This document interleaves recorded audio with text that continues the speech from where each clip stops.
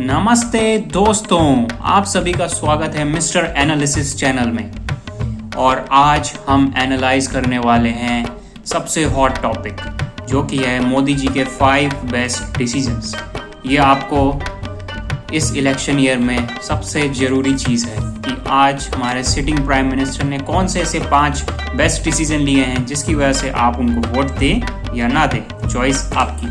अब हम पहला टॉपिक डिस्कस करते हैं। पहला पॉइंट जो है कोविड-19 मैनेजमेंट। ऐसा समय जो आप लोग शायद अब भूल चुके हो, पैंडेमिक का समय, जब देश को एक लीडरशिप की ज़रूरत थी, उस समय प्रधानमंत्री मोदी ने एक स्टेप हमारे देश को फॉरवर्ड किया। अपने कंट्रीब्यूशन से हमें बहुत ही बेटर लीडरशिप दी, जो कि बाकी देशों को अगर कंपेयर करें, जो बाइडेन को कंपेयर करें, आप उस समय ब्रिटेन के जो प्राइम मिनिस्टर थे बोरिस जॉनसन को कंपेयर करें, या फिर आप फ्रांस के इमैनुअल मैक्रोन को कंपेयर करें, या फिर आप पुतिन को कंपेयर करें, रशिया के प्रेसिडेंट को कंपेयर करें, तो इन सब को देखते हुए इंडिया की सिचुएशन को मैनेज करना, 140 करोड़ लोगों को मैनेज करना, इस समय जब पूरा देश लॉकडाउन में था, वो डिसीज़न लेना, इंडिजीनियस वैक्सीन बनाना, सबसे इम्पॉर्टेंट डिसीज़न। आप सभी को पता होगा कि उस समय इंडिया पे कितना प्रेशर था, क्योंकि हमारे पास वैक्सीन नहीं थी, हमें वैक्सीन खुद ही डेवलप करनी पड़ी, और अगर जो थी उसके लाइसेंसेस हमें लेने पड़े, जैसे कोविशील्ड, कोवैक्सीन, इन सब चीज़ों को कैसे मैनेज किया, उसके लिए हमें ज़रूरत थी एक कूल एंड काम लेकिन एक एक्टिव माइंड की, जो कि हमें प्राइम मिनिस्टर मोदी ने प्रोवाइड किया। और उसी प्रकार हमने भारत बायोटेक ने कोवैक्सीन और फिर कोविशील्ड, जो कि हमें बाहर से मिली, ऑक्सफोर्ड के यहाँ से, वहाँ से आई हमारे पास एस्ट्राजेनेका, और ये सब का चीज़ों का जो भी मैनेजमेंट हुआ वो हमारे देश को बचा सका। इस चीज़ के लिए आप तो मोदी जी को थैंक यू कह सकते हैं, क्योंकि उनका काम भी था, और उस समय हमारे देश ने बहुत ही अच्छा मैनेजमेंट किया और आपदा को अवसर के रूप में देखा। पीपल का मैनेजमेंट करना, बहुत बड़ा माइग्रेशन इंडिया में हो रहा था, अर्बन से रूरल एरिया में लोग जा रहे थे, जो भी लेबर्स थे, उन सबको मैनेजमेंट में थोड़ी दिक्कत हुई। लेकिन उस समय आप सबको भूल चुके होंगे, लेकिन उस समय एक लीडरशिप का होना, एक कंट्री को प्रोवाइड करना कितना ज़रूरी है, ये आप देख सकते हैं। क्योंकि ऐसे बहुत से देश हैं जो उस समय लीडरशिप नहीं प्रोवाइड हुई बेटर, और वो आज बहुत ही बुरी स्थिति में हैं। जैसे कि आप देख सकते हैं कि बोरिस जॉनसन का क्या हुआ, आज ऋषि सुनाक उसके वहाँ के प्राइम मिनिस्टर हो चुके हैं। और फिर आप देख सकते हैं कि हमारे बाकी के पड़ोसी देश पाकिस्तान का हाल तो आप जानते ही हैं। तो ऐसे और भी बहुत ही बड़े बड़े देश थे, वहाँ पे भी ऐसी दिक्कतें हुई। जो बाइडेन की भी बहुत बुराई हुई, लेकिन वहाँ पे भी स्टेबिलिटी हो गई। लेकिन जो इंडिया ने किया, उसके पास रिसोर्सेज नहीं थे। एक अंडर डेवलप्ड कंट्री ने जो काम किया, डेवलपिंग कंट्री ने काम किया, वो तो कहना पड़ेगा। फॉरेन प्रेशर आप देख सकते हैं, सबसे इम्पॉर्टेंट पॉइंट था उस समय कि आप अपनी फॉरेन वैक्सीन को इंडिया में लाएं कि नहीं, क्योंकि उसमें वो रॉयल्टी मांग रहे थे, उसमें वो इंडिया से चाह रहे थे कि हम कुछ अपने रूल्स को चेंज करें, अगर कोई साइड इफ़ेक्ट हो तो उस कंपनी को ना हो। एक जॉनसन कंपनी का आप नाम सुन सकते हैं, आपने सुना होगा अगर याद हो चुका है। तो ये एक बहुत इम्पॉर्टेंट टाइम था जिस समय हमें एक स्ट्रॉन्ग प्राइम मिनिस्टर की ज़रूरत थी, और मोदी जी ने ये क्राइटेरिया तो फुलफिल किया।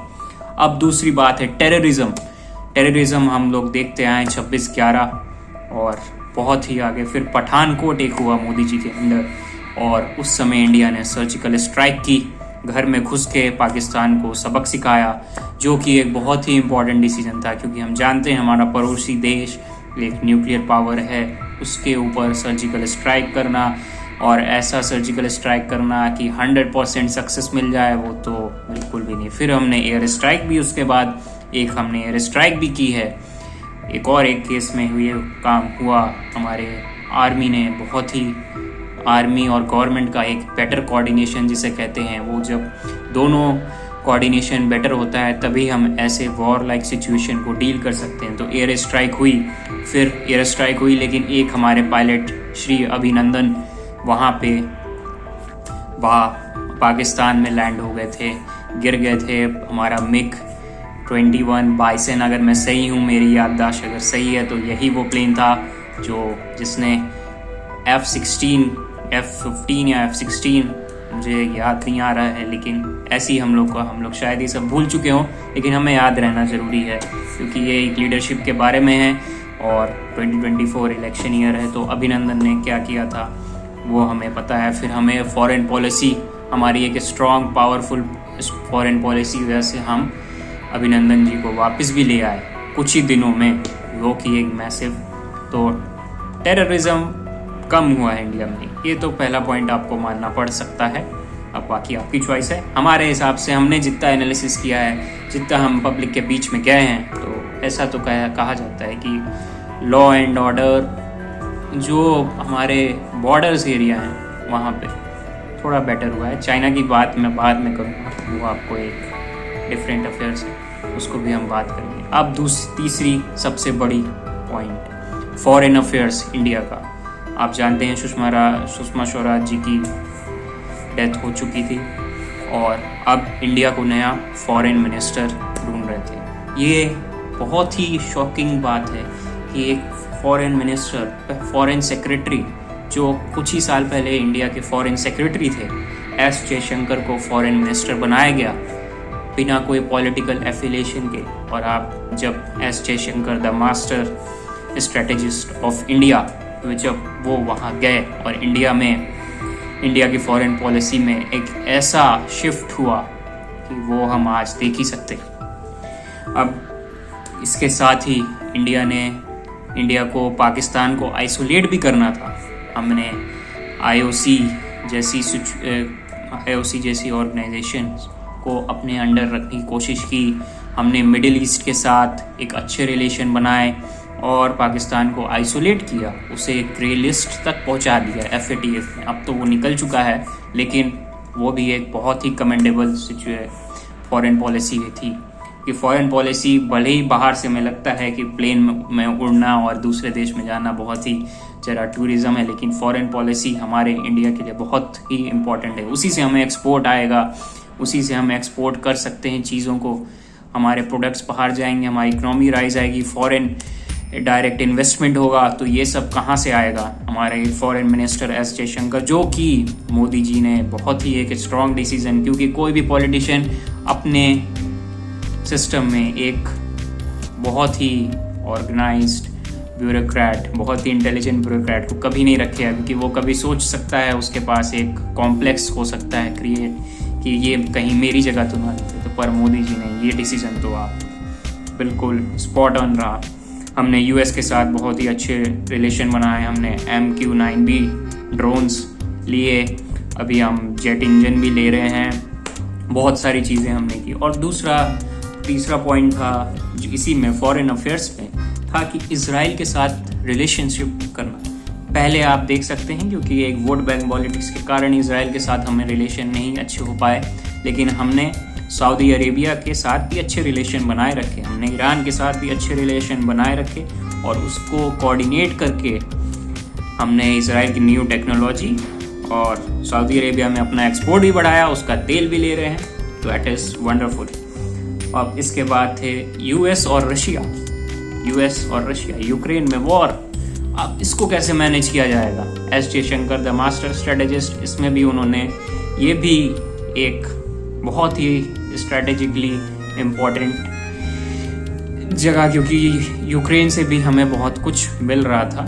आपको जो इलेक्ट्रॉनिक के आइटम्स हैं, एक चीज़ होती है वो, मैं अभी उस एलिमेंट का नाम तो नहीं याद आ रहा, तो बैटरीज़ के लिए और उन सब के लिए, लिथियम बैटरीज़ और उन सब के लिए बहुत सारी चीज़ें हैं जो यूक्रेन के पास भी है। यूक्रेन के पास दूसरा वीट का प्राइसेस है, वीट तो हमारे पास सफिशिएंट, लेकिन बाहर के देशों के पास खाने की कमी हो, ये सब बहुत सारे सिचुएशन थे, पूरा दुनिया हिल चुकी थी। लेकिन इस समय भी हमने रशिया के साथ बहुत ही अच्छे रिलेशन बनाया, उससे सस्ता तेल लिया और उससे S-400 भी लिया और यूएस ने कुछ कर नहीं पाया। और यूएस से भी हमने MQ-9 भी ले। तो इससे ये समझ में आता है हमने यूएस के लिए भी अपने फ़ायदा उठाया, हमने रशिया से भी फ़ायदा उठाया और हमारी फॉरेन पॉलिसी में ये तो आप नंबर 1 फॉरेन पॉलिसी रही है। चाइना के साथ वो एक डार्क स्पॉट है, उसको हम अगले वीडियो में जब करेंगे, जब हम मोदी जी के सबसे खतरनाक एनालिसिस करेंगे, क्रिटिकल एनालिसिस करेंगे उस दिन। आज कोई भी मोदी भक्त मुझे देखना नहीं चाहेगा। आज तो मोदी भक्तों का दिन है, तो आज मोदी भक्त मुझे सुन सकते हैं। अब इसके बाद एक सबसे मतलब जो वोट बैंक को डायरेक्ट अट्रैक्ट करेगा मोदी जी के, वो है आर्टिकल 370 को रिमूव करना। अब आर्टिकल 370 को रिमूव करना हम लोग ने आज तक कोई सोच भी नहीं सकता था, लेकिन ये भी हो गया।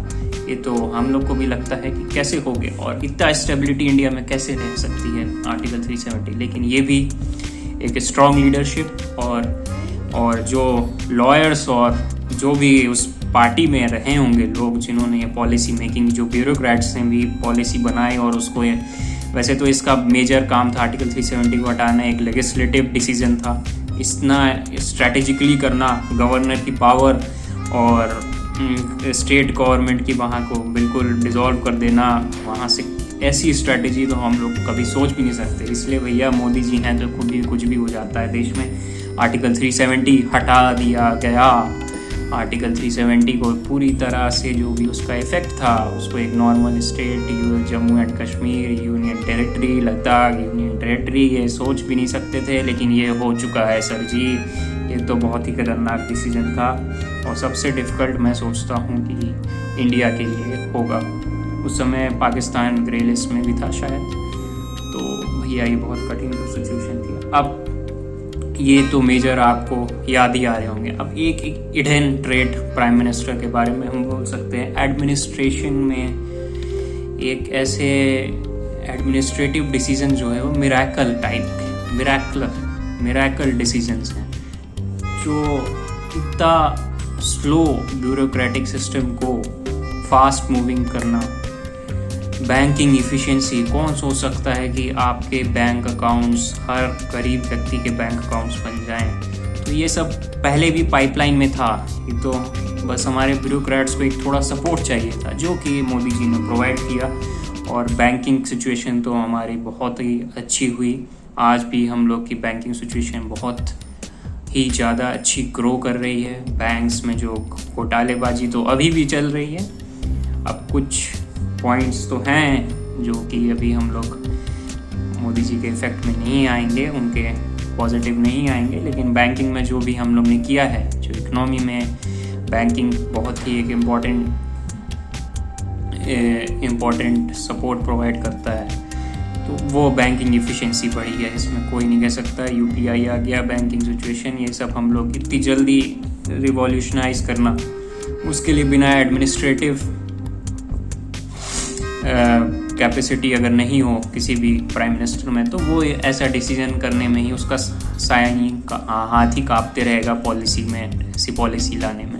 तो इसके लिए तो हम फुल मार्क्स देंगे मोदी जी को आज, क्योंकि मैं बता दे रहा हूँ, आप लोग सोच रहे होंगे कि ये तो मोदी भक्तों जैसी बात कर रहा है, लेकिन नहीं, आज मोदी भक्तों का दिन है। 5 बेस्ट डिसीजन बताने। अगला वीडियो जो होगा वो तो भैया पूरा क्रिटिकल एनालिसिस होगा। वो गोदी मीडिया वाले लोगों को, मुझे लगता है उन लोग को वो सबसे बेस्ट पसंद होगा। लेकिन इसलिए दोनों पॉजिटिव नेगेटिव तो देखना पड़ेगा भाई। 2024 ईयर है, इलेक्शन ईयर है, प्राइम मिनिस्टर का डिटेल एनालिसिस हमारा राइट है और हम वो कर रहे हैं। इसरो का एप्रिसिएशन, इसरो को एप्रिसिएशन जितना मोदी जी ने दिया है, वो शायद ही को जवाहरलाल नेहरू के बाद कोई और ही प्रधानमंत्री आया हो इतना ज़्यादा, और अटल जी के बाद शायद ही कोई दिया हो। इतनी ज़्यादा साइंटिफिक डेवलपमेंट जो इंडिया ने की है, जो प्रोजेक्ट्स को पास किया है, मेजर है चंद्रयान आप देख सकते हैं, वो जा चुका है ऊपर। शिव शक्ति पॉइंट हमारा मून में एक पॉइंट भी बन चुका है साउथ पोल के पास। ये सब होना बहुत ही इम्पॉसिबल लगता है, लेकिन ये सब हो चुका है। तो वही मेरी बात है कि साइंटिफिक डेवलपमेंट किसी भी देश के लिए बहुत ज़रूरी है। अगर कोई लीडरशिप ऐसी हो, वो लीडरशिप प्रधानमंत्री की जैसी एक लीडरशिप आप चूज़ करना चाह रहे हैं किसी लीडर को, तो वो उस लीडर को आज से सिर्फ 5 साल 6 साल के बारे में नहीं, उसको 20-30 साल बाद भी देश प्रोग्रेसिव रहे, वो हमें सोचना चाहिए, जो कि मोदी जी ने इसमें तो स्पॉट ऑन रहे हैं। क्योंकि चंद्रयान 3 लैंड होना, इससे उनके वोट बैंक को मेरे ख्याल से शायद ही कोई इफ़ेक्ट पड़ेगा, शायद ही उनको वोट दिया जाए या ना दिया जाए, लेकिन ये हमारे देश के प्रोग्रेस के लिए स्पेस पे, क्योंकि नेक्स्ट जो मेजर वॉर होने वाला है वर्ल्ड में वो स्पेस में होगा।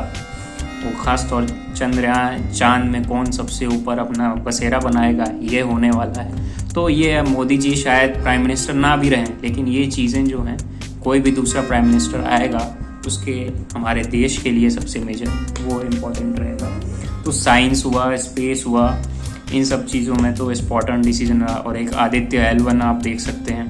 और आप लोग सोच रहे होंगे कि ये तो हमारे साइंटिस्टों ने किया। हाँ, साइंटिस्टों ने बहुत ही अच्छा काम किया, पर उनको एक सपोर्ट चाहिए होता है, क्योंकि आप शुरू से आप देखते आए होंगे, पहले भी आपने कहानियाँ सुनी होगी डॉक्टर भाभा के कैसे प्रोजेक्ट्स न्यूक्लियर पावर बनाने के नहीं हो पाए।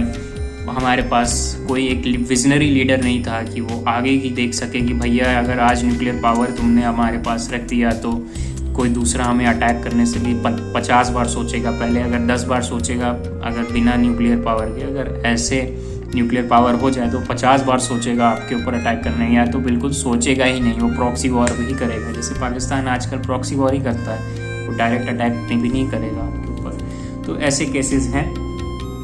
इसलिए एक साइंटिफिक डेवलपमेंट, एक साइंटिफिक कम्युनिटी को मैनेज करना, उसके लिए गवर्नमेंट को फंड देने पड़ते हैं और उसकी जवाब भी देना पड़ता है पब्लिक को कि भाई इतने पैसे 100 करोड़ 200 करोड़ 500 करोड़ 600 करोड़ 700 करोड़ आप स्पेस पे, आप सूरज में वहाँ पे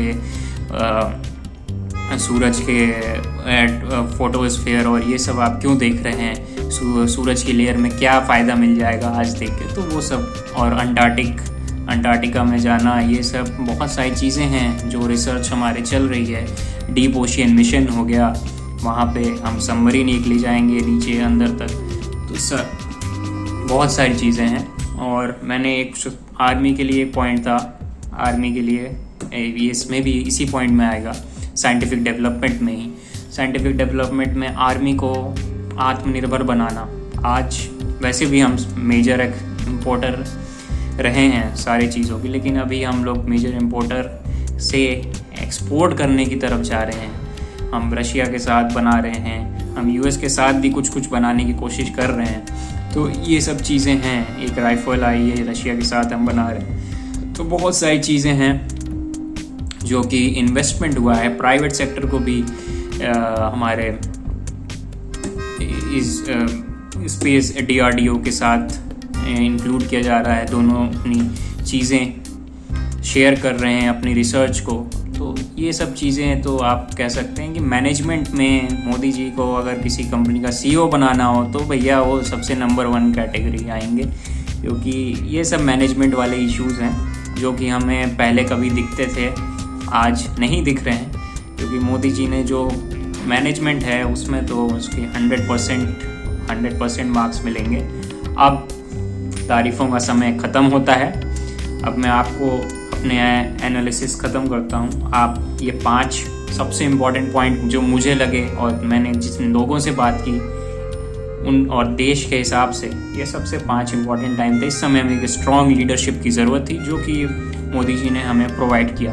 लेकिन इस 2024 तक के सफ़र में बहुत सारे गलत डिसीजन भी हुए हैं। उन सब का क्रिटिकल एनालिसिस हम अपने नेक्स्ट वीडियो में करेंगे। तो मिस्टर एनालिसिस का नेक्स्ट वीडियो ज़रूर देखिएगा। और एक मैं अपील करना चाह रहा हूँ, हम वीडियो डेली डालने वाले हैं। डेली एक नया इशू एनालिसिस करेंगे और ऐसा स्ट्रिक्ट एनालिसिस करेंगे, कोई फंडिंग कहीं से नहीं है, सीधा साधा एनालिसिस रहेगा, फैक्चुअल रहेगा। और कोई फैक्ट गलत है तो कमेंट ज़रूर करिएगा और शेयर ज़रूर करिएगा और सब्सक्राइब तो बिल्कुल कर दीजिएगा। जब तक हमारे 1 मिलियन सब्सक्राइबर नहीं होते तब तक हम वीडियो बनाते रहेंगे, एनालिसिस करते रहेंगे और डेली करते रहेंगे। मैं भगवान से ही प्रार्थना करूंगा कि हमारा एनालिसिस भी होता रहे और आप हमारे प्यारे दर्शक हमारा एनालिसिस देखते रहें। याद रखिएगा, मिस्टर एनालिसिस, इसको सब्सक्राइब करें, लाइक करें, शेयर करें फटाफट।